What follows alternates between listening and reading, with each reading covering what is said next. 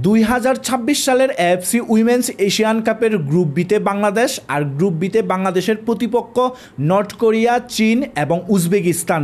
North কোরিয়ার বর্তমান FIFA ranking 9, চীনের বর্তমান ফিফা র্যাঙ্কিং 17 এবং উজবেকিস্তানের বর্তমান ফিফা র্যাঙ্কিং 51। সত্যি কথা বলতে গেলে এই গ্রুপটা আমাদের জন্য সহজ না, এই গ্রুপটা আমাদের জন্য কঠিন একটা গ্রুপ। কারণ এই গ্রুপের পট 1 এবং পট 2 থেকে আসা নর্থ কোরিয়া এবং চীন দুইটা টিমই কিন্তু সেম লেভেলের টিম এবং দুইটা টিমের শক্তিমত্তাও কিন্তু বলতে গেলে খুবই কাছাকাছি।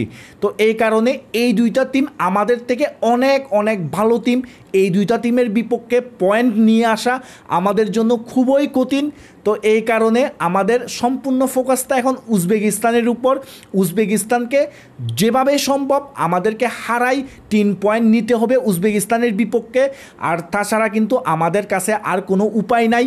এই কারণে এই গ্রুপটা আমাদের জন্য এতটা সহজ না, কিন্তু মানুষ আশাই বাঁচে, এই কারণে আমরাও আশাই বাঁচতেছি। এই গ্রুপ থেকে আশা করি আমরা কোনো না কোনোভাবে যদি কিন্তু সমীকরণ মিলিয়ে বাইর হয়ে যাব এবং 2026 সালের এএফসি উইমেন্স এশিয়ান কাপের কোয়ার্টার ফাইনালের জন্য কোয়ালিফাই করে যাব।